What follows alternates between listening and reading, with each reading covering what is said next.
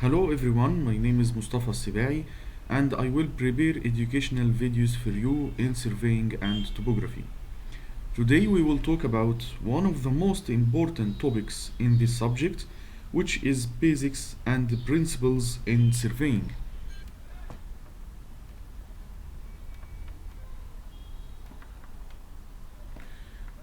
As you all know, surveying is the art and science of measuring distance and angles and determining position on Earth's surface. So we can classify surveying to first setting out,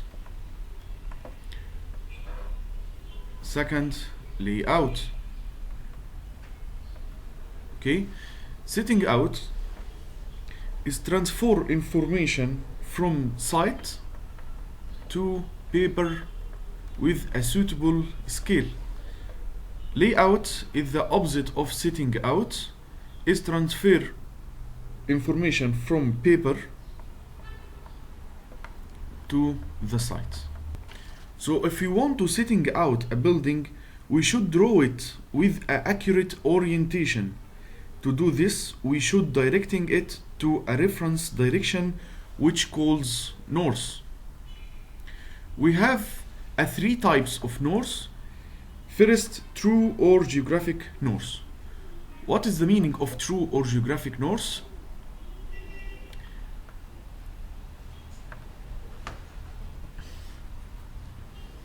If we have a point A on the Earth's surface and we want to know the true geographic north direction from point A, is the straight line from point A to the center of North Pole. This direction which call true north. True north is the fixed direction and we can know it using a GPS, Global Positioning System. This is the first type of north which called true north. The second type of north is called magnetic north. Magnetic north, it's the direction determined by a free moving magnetic compass like this, which not affected by any field around. When we place the compass at a point, we find it indicates a direction near to the center of North Pole. For example, if you have here the Earth and we have a point A, we know that the straight line from point A to the North Pole, which call true north. But when we place the compass at the point A, we find it indicates a direction near to the center of North Pole. This is the direction of magnetic north. Okay? A difference between a true north and the magnetic north, which call angle of declination, delta. This is magnetic north and this is true north, and the angle between magnetic and true north, which call the angle of declination, it's called delta. If we measure the magnetic north 1992, the year after, maybe the magnetic north here or maybe locate here. As a result of earthquakes and volcanoes that occur in the earth every year, the magnetic north location, it changes every year at a constant rate which call R. This is angle we call R every year. Okay? Therefore, the angle between any line and the magnetic north must determine the year which it was measured. And we will talk about this topic in another video. The third type of north, which call assumed north. If you don't have a compass or GPS, you can assume any two fixed points in the site. This is the direction called assumed north. For example, if we have 2 points or we have a center line of the road, okay, we can assume the line between the 2 points is assumed north. After we finish a project and we have a compass, we can measure the angle between the north and the line, and this line, this is angle, we call it bearing phi, and we will talk about bearing in this video. The importance of north: first, reference for a surveying map. Secondly, if you know the north direction, you can know the wind direction. Third, if you know the north direction, you can find the Qibla direction for Muslims. After this introduction, we must know the meaning of bearings. Bearings is the angle between line and north, and there are 3 types of bearing. First type of bearing, which call whole circle bearing and take a phi symbol. What is the meaning of whole circle bearing? If we have a line AB, this is point A and this is point B, and we want to know the angle between this line and the north. This is the north direction. The angle between the line and the north measured clockwise, this angle we call it whole circle bearing and take a phi symbol. This phi symbol, we write phi from A to P. The first letter A refers to the point we measure from, and the second letter P refers to the point we pointing to. Phi AB, we call it whole circle bearing for the line AB. If the north we use is a true north, so the bearing phi AB, it's a true bearing. True bearing. And if we use a magnetic north, so the phi AB is a magnetic bearing.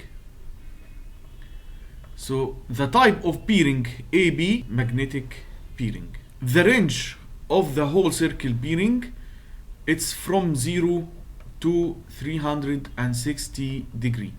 This is the range of phi AB. The second type of bearing is forward and back bearing.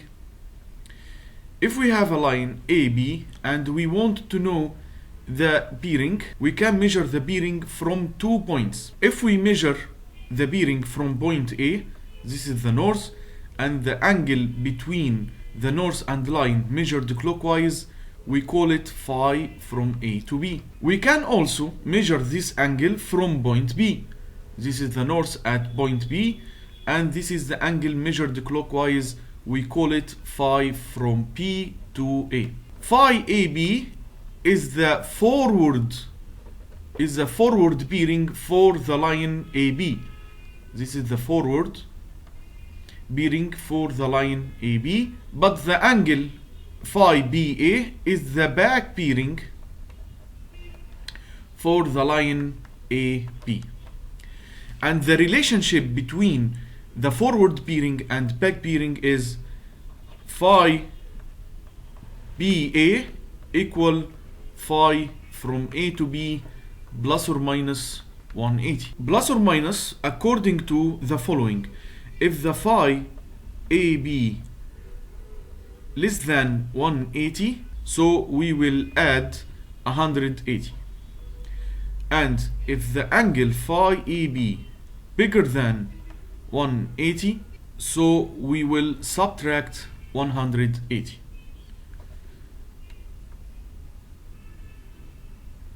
The third type of north is reduced peering and take a symbol phi r. The reduced peering is the acute angle between north or south to the line. What's the meaning of acute angle? Acute angle is the angle between 0 and 90 degree. So the first, we must know the order of quarters in surveying.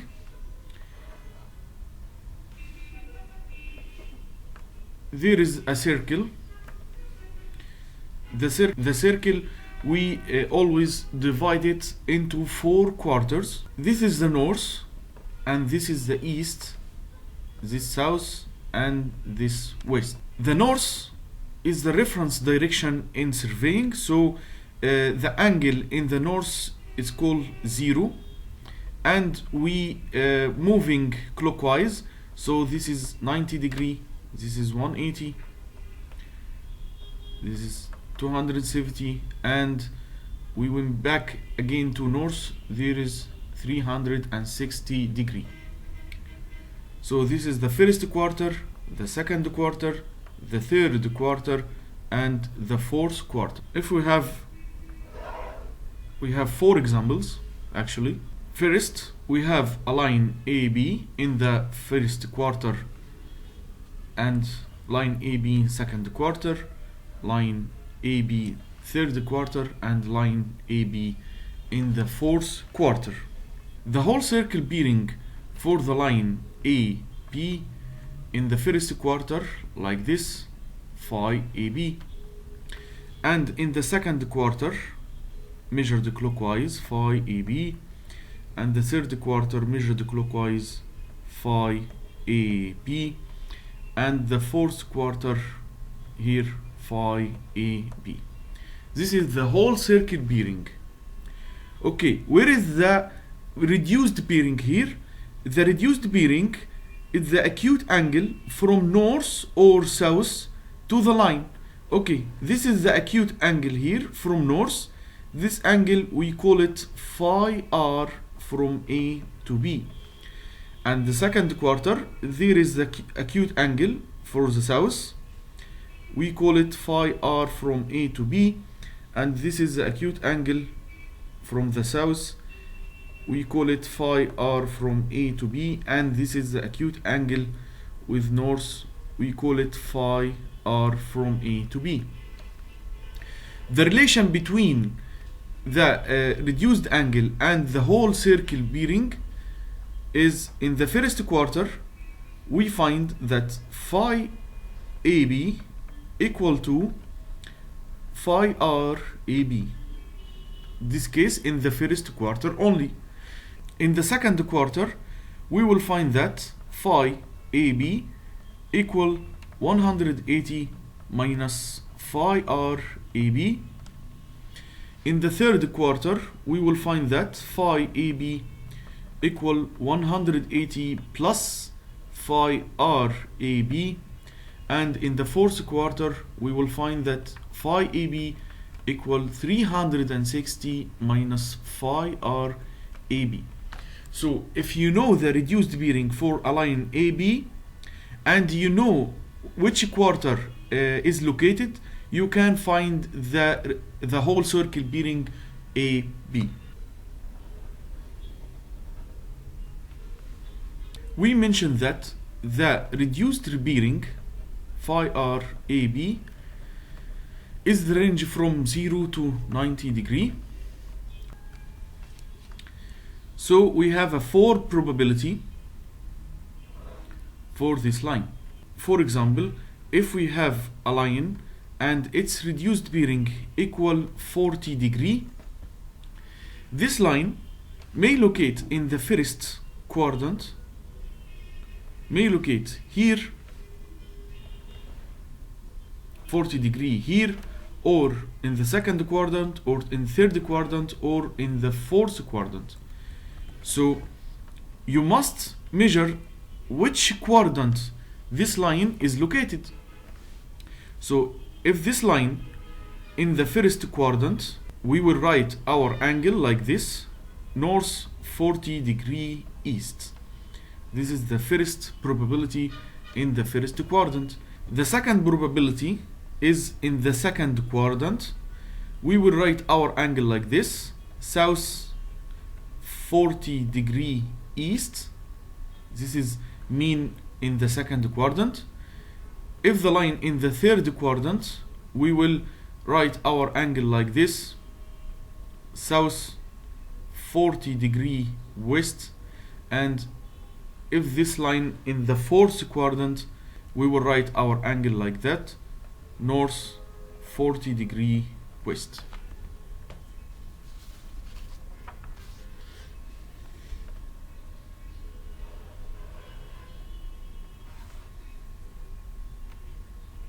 We have another reduced bearing. For example, if our line is located to north exactly, or located to northeast, or east, or southeast, or the south exactly, or southwest, or west exactly, or northwest, or on the north exactly. So we will write the reduced angle like this, here to the north exactly, here northeast exactly, here to the east exactly, here to the southeast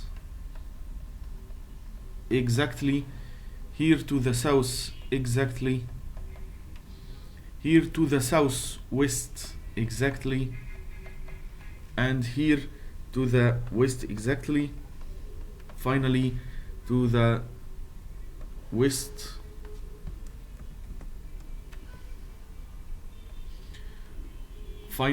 finally to the northwest exactly. This angle, it's 45 degree. This angle is 90 degree, 135 degree, 180, 225 degree, 270, 350, and there 360 degree.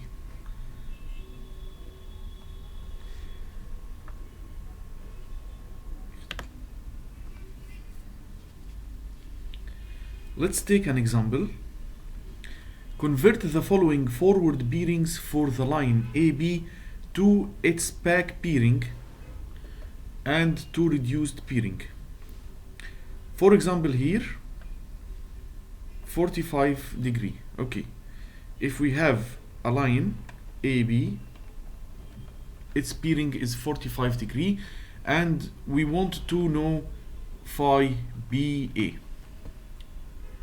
We know that the relation between the forward and back bearing is phi BA equal phi AB plus or minus 180 degree. Okay, phi BA equal 45 degree plus or minus, this number is less than 180, so we will add to it 180 degree.